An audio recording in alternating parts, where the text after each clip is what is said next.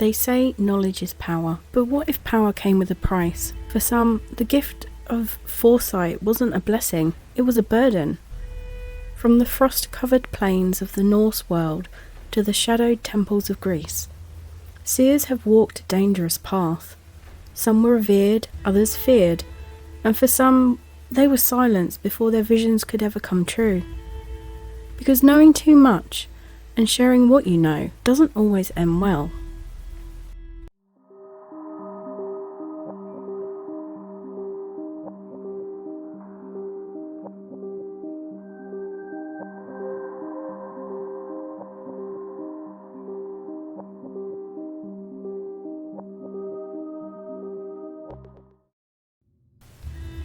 Welcome Lorekeepers back to the Lorekeepers library.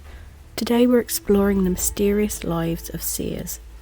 Those gifted souls who claim to see what others couldn't. Were they mystics, frauds, or something far stranger?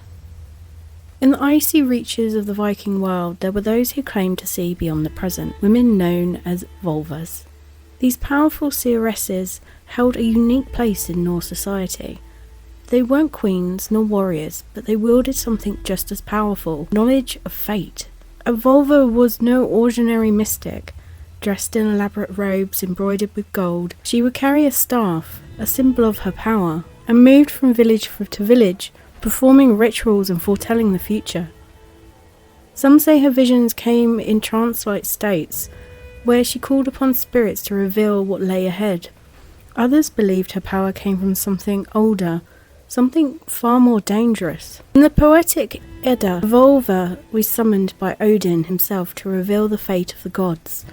She warns Ragnarok, the ends of days, the fire will fall and consume the world, and even mighty Odin will fall. Her words are bleak, yet Odin listens, because when the Völva speaks, you believe her. But not all Völvas were so fortunate. As Christianity spread through Scandinavia, these seeresses were increasingly seen as witches. Their staffs, once seen as symbols of wisdom, became a sign of evil. Many Völvas placed in persecution, their knowledge deemed too dangerous to survive. And from the far, freezing coasts of the Norse countryside to the frozen north, in the sun-drenched mountains of Greece, there was another kind of seer, one whose words could shape the fate of empires. The Oracle of Delphi was no ordinary woman. Known as the Pythia, she served as the mouthpiece of Apollo, god of prophecy. Pilgrims travelled across the ancient world to hear her speak, desperate for guidance. Kings and generals knelt before her, hoping her words would reveal the path to victory, or warn of impending doom. But Pythia's prophecies were rarely clear. Her visions were delved in cryptic riddles, layered with symbols and meaning. And for one unfortunate king, those riddles proved fatal. King Croesus of Lydia once visited the oracle, asking if he could wage war against the Persians. The Pythia warned him, "If you go to war, you will destroy a great empire." Encouraged by what seemed like a blessing, Croesus marched to battle, only to find that the empire he destroyed was his own. It is said that when Croesus confronted the oracle, her reply was simple: "I only told you the truth."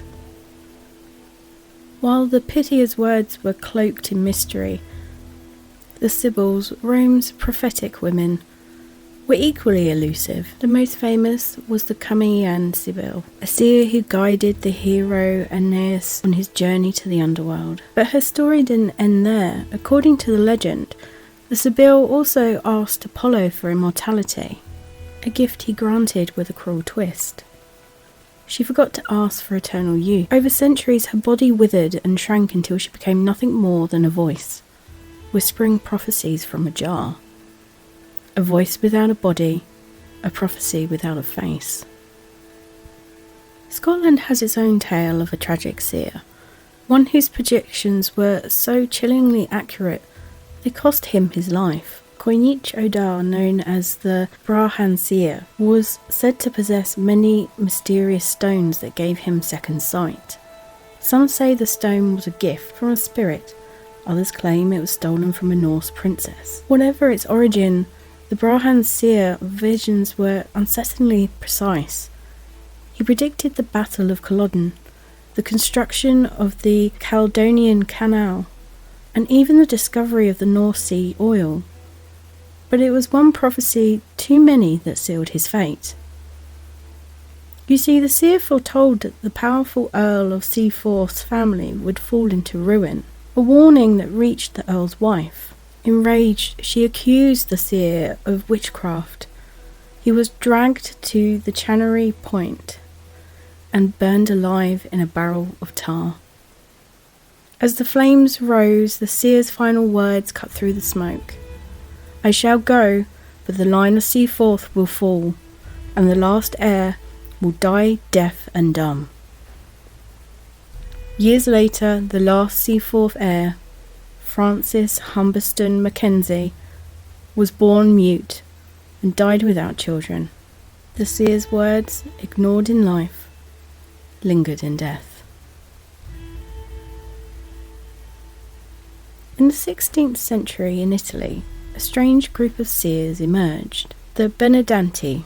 By day they lived ordinary lives, but by night they claimed to leave their bodies, travelling in spirit to battle witches and evil forces. The Benedanti believed they were protectors, ensuring their village's crops would thrive and its people would remain safe.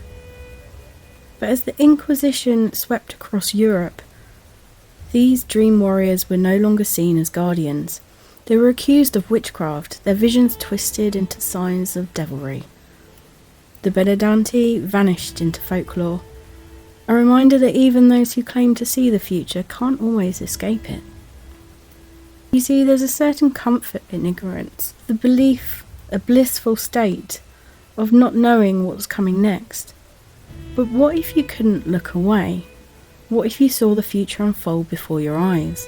Death, disaster, betrayal, and no one believed you. You see, that's the tragedy of Cassandra. A seer doomed to know the truth, and powerless to change it. Cassandra was a princess of Troy, beautiful, intelligent, and deeply devoted to her people, but her greatest gift was her sight. Not the kind that allows you to see the world around you, but something far more troubling. Cassandra would see what was coming. According to the legend, the god Apollo was captivated by her beauty.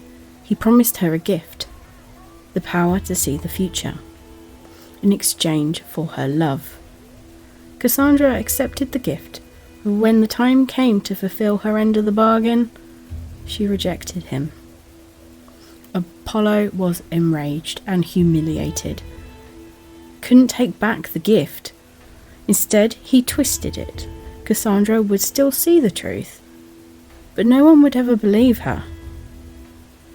It sounds like a simple curse, but its consequences would unravel an entire kingdom. I'm talking about the fall of Troy.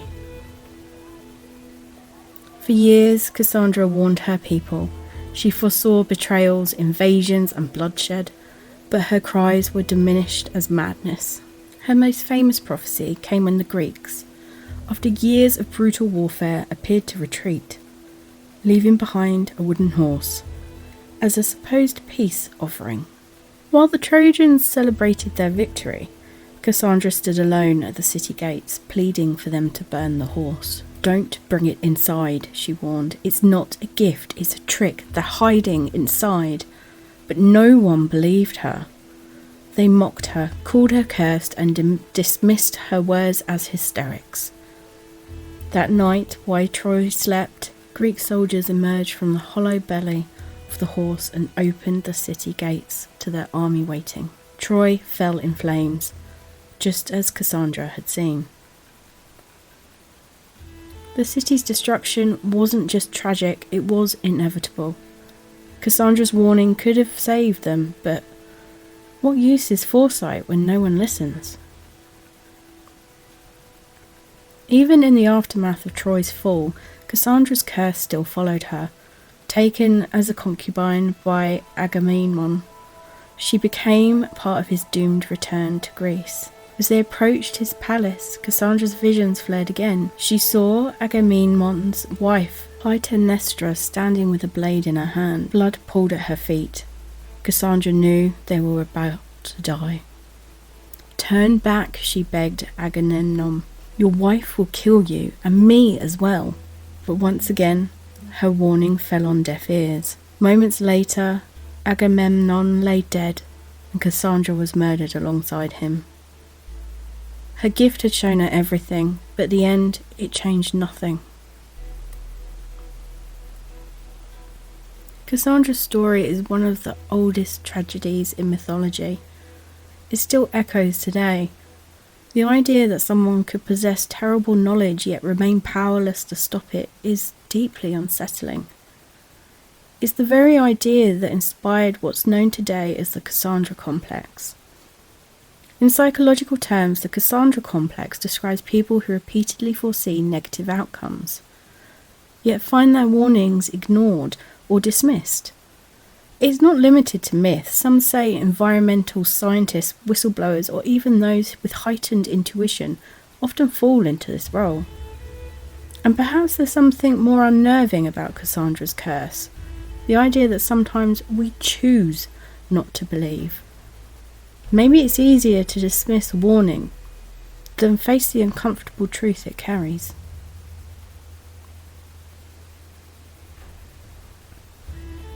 The seers of old age may be gone, but their practices, their rituals, their tools have lingered far longer than you might expect.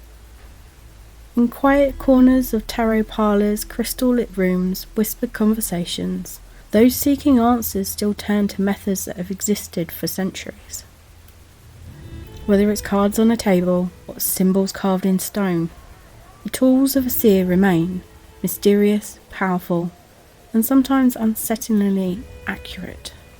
If you've ever sat across from a tarot reader, you know the feeling, the shuffle of cards, the quiet pause before they're laid down, and the way your heart seems to beat a little louder when you see the tower or death revealed. But tarot isn't about predicting doom, it's a language of symbols, one that stretches back hundreds of years. Originating in 15th century Europe as a card game, tarot later became a powerful tool for divination. Each card carries layered meanings. The Fool speaks of new beginnings, lovers warned of choices, and the Hermit whispers of inner reflection. Much like the cryptic riddles of the Oracle of Delphi, tarots don't always offer clear answers. Instead, it reveals patterns, nudging the reader to uncover truths they may already sense but haven't yet faced. Some believe tarot taps into the subconscious, a way to unlock forgotten fears or overlooked hopes. Others see it as something older, a glimpse into fate itself. For the Norse people, the runic alphabet wasn't just a system of writing, it was a tool for prophecy. The ancient seers, the Völvas, would scatter runes on the earth and carve them into bones and stones. Each symbol carried a meaning: strength, protection, chaos, or destiny. And the way they fell was believed to reveal the future. In Norse mythology, Odin himself was hung from the world tree, Yggdrasil, for 9 nights to gain the wisdom of the runes. They were seen as sacred, powerful symbols that connected the mortal world with the divine. Today, rune casting continues in modern pagan practices, blending tradition with intuition. Whether tossed on a cloth or drawn from a pouch, the runes are believed to speak, not in clear sentences, but in whispers, much like the riddles once muttered by the Völva. Scrying, the art of seeing visions in reflective surfaces, may be seen like something out of a fairy tale, but its roots stretch deep into history. Medieval seers often used mirrors, polished obsidian stones, or bowls of water to slip into a trance-like state. The most famous scryer in history may have been John Dee, the court astrologer to the Queen Elizabeth I, who claimed to receive messages from angels through a black obsidian mirror. Even now, scrying continues. Modern practitioners stare into candlelit mirrors, swirl in smoke, or darken bowls of water, hoping to unlock hidden truths. Some say that visions are symbolic, the mind revealing answers through sifting patterns. Others believe something deeper stirs in those reflections, maybe something watching back. And while some seers claim to read symbols, others believe they could speak with the dead. Mediumship has ancient roots tied to the shamans, Völvas and oracles who claimed to commune with spirits. In Victorian Britain, seances became a social craze, darkened rooms where whispers and knocks seemed to echo the unseen forces. Today, mediums still practice, something claiming to channel the spirits through trance states, others writing messages said to come from the beyond. Like Cassandra's warnings to Troy, these messages often claim to carry urgent truth. But whether they're believed is another matter. In some cultures, prophecy doesn't require tools at all, only the quiet stillness of the mind. Indigenous tribes in North America have long practiced vision quests, solitary journeys into wilderness whilst fasting, and meditation are believed to involve spiritual guidance. In other traditions, dreams themselves are seen as pathways to prophecy. In Norse legend, the king warrior Harald Fairhair claimed to receive guidance from prophetic dreams, and even today some believe that déjà vu, that eerie sense of knowing something a moment before it happens, is a shadow of a forgotten foresight. And then we have astrology.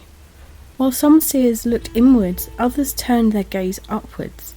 Astrology, one of the oldest known divination practices. It traces its roots to ancient Babylon, where celestial patterns were believed to mirror events on the earth. For centuries, rulers consulted astrologers to plan battles, marriages, and even coronations. Today, modern astrology still thrives, less about predicting the inevitable and more about revealing cycles, energies, and potential paths. The stars may not control our fate, but some believe they can illuminate it. But what connects these practices isn't just a mystery, it's intention.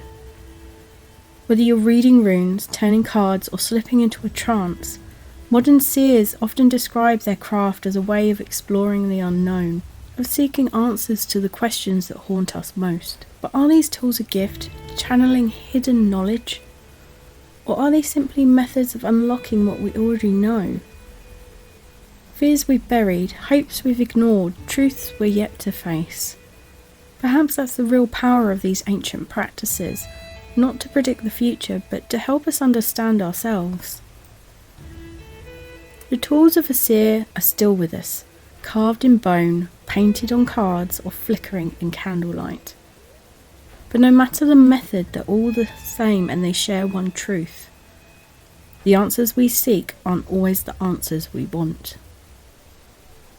When you think of a seer, you might imagine a figure draped in robes, eyes clouded with visions, whispering riddles of what's about to come. But seers aren't the relics of the past. Their methods and their influence have quietly slipped into the modern world. If you know where to look, you might just find seers in places you never expect. For centuries, rulers sought guidance from the stars, believing that celestial patterns could reveal the rise and fall of empires. But astrology didn't fade with the fall of ancient civilizations. Instead, it adapted. You see, today astrology thrives in unexpected ways. Social media is filled with horoscope readers, birth chart analysis, and cosmic advisors offering insight into relationships, careers, and life choices. But while modern astrology often focuses on personality and self-reflection, its roots lie in something older. The belief in the stars themselves, they whisper of what to come. And every so often, an astrologer's warning seems to strike too close to the truth. You see, in 1981, astrologer Gian Dixon claimed the world's greatest threat would emerge in 2020. A chilling prediction that some link to the COVID-19 pandemic. Coincidence?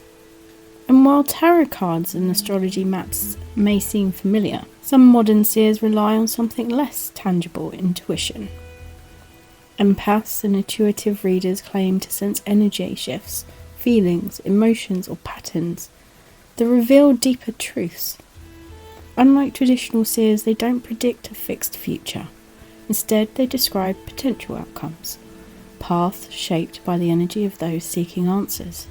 Some believe this sensitivity is heightened, a form of instinct. Some, the gut feeling that warns you right before danger strikes, or telling you something isn't quite right. Others describe it as a deeper gift, a way of seeing what others cannot. It's a skill often dismissed until someone's intuition proves alarmingly accurate. And some seers claim spiritual gifts. Others believe prophecy may have roots in the mind itself. Psychologist Carl Jung developed a technique known as active imagination, a meditative state designed to unlock the unconscious mind, a process that echoes ancient trance rituals. Jung believed that this method could reveal hidden fears, forgotten memories, and sometimes glimpses of what's to come. In modern psychology, some therapists describe a heightened sense of awareness known as thin slicing, the brain's ability to make accurate predictions based on small details most people overlook.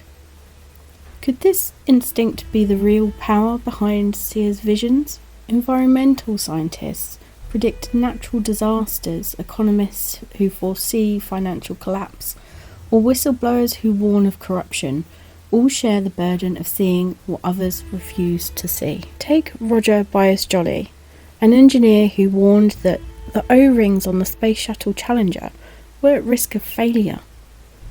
His concerns were dismissed, and on January the 28th, 1986, the shuttle exploded just 73 seconds after launch. Byers-Jolly's prediction was tragically accurate, yet unheard until it was too late. Sometimes prophecy doesn't come in riddles, it comes in data and logic, warning signs. But like the examples that we've seen, these modern seers are often ignored until the flames have already risen. Whether through visions, instinct, or careful observation, seers still exist, well, to some extent. They're not cloaked in robes or chanting in temples anymore, but working quietly in boardrooms, laboratories, and living rooms. But the burden remains the same, because seeing what's coming, whether in dreams, data, or instinct, isn't always a gift. Sometimes it's a curse. Because what's good in knowing the future if no one listens? From the shadowed halls of Delphi to the flicker of a tarot card on a kitchen table, we've spent centuries chasing answers about the future. We've asked mystics, consulted the stars, and tried to decipher patterns hidden in smoke and flame. But why? What drives us to seek out prophecy, even when the answers may terrify us? And what happens when we know too much? You see, from the earliest civilization, people have turned to prophecy to make sense of chaos. When crops failed, when wars loomed, when sickness swept through villages, seers offered explanations. Even when their visions were cryptic, they gave people something to hold on, an answer. In times of uncertainty, there becomes a stronger being, something to grasp onto. During the Black Death, fortune tellers thrived. In World War II, British citizens turned to palm readers for guidance. Even now, in uncertain economic or political times, visits to psychics and tarot readers have increased dramatically. Because when the future feels unstable, we look for someone who claims to see the way forward. But what happens when those answers come at a cost? For those who claim to see the future, the burden can be overwhelming. Let's take the tale of Brahman Seer. His gift brought him praise, until his visions revealed the uncomfortable truths. His warnings about the fall of the C4 family cost him his life. Burned in a barrel of tar, cursed for knowing too much. Or Cassandra, gifted with perfect foresight, yet doomed to be ignored. Her visions weren't just a curse, they were a form of isolation, knowing tragedy was coming, yet powerless to stop it. Even in modern times, some seers describe their insight as a heavy weight, a constant awareness of danger or disaster that they can't escape. So why do some still choose to carry that burden? Perhaps the most powerful reason is we chase prophecy for control. Knowing the future, even if it's grim, offers a sense of power over the unknown. Even if we know what's coming, we believe that we can prepare, adapt, or maybe even change it. That's why we've drawn to symbols, rituals, fortune tellers. Not because they guarantee safety, but because they suggest that fate isn't entirely out of our hands. But as the stories of seers have shown, knowing the future doesn't always mean we can escape it. You see, prophecy isn't always about comfort. Sometimes it's a warning we can't unhear. Whistleblowers like Roger Boyce-Jolly, who predicted the Challenger disaster, or scientists who warn of environmental collapse, carry that same burden. The weight of seeing disaster before it unfolds, before it happens, and being powerless to stop it. Even in smaller ways, this plays out in our lives. Dreams that seem to foreshadow tragedy, gut feelings we ignore until it's too late, moments where we brush up against that unsettling idea of fate that might already be written. And sometimes knowing what comes brings not relief but dread. Seers in myth and reality have always walked a fine line, revealing just enough to warn, yet nothing to ensure a guaranteed safety. In ancient Greece, the oracle of Delphi often gave her prophecies and riddles, not to confuse, but to caution. Because prophecy isn't always meant to be clear. Sometimes the future shifts the moment we try to grasp it. That's why so many seers carried a warning. Be careful what you ask for, because once you know the truth, you can't unsee it.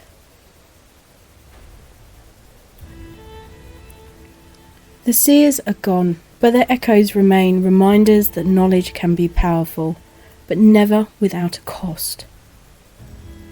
So until next time, Lorekeepers, stay curious and tread carefully, because some answers aren't meant to be found. Perhaps some truths are hidden for a reason. The price of knowing the future isn't always just uncertainty. Sometimes it's the weight of knowing what can't be undone. And continue to explore the world with wonder.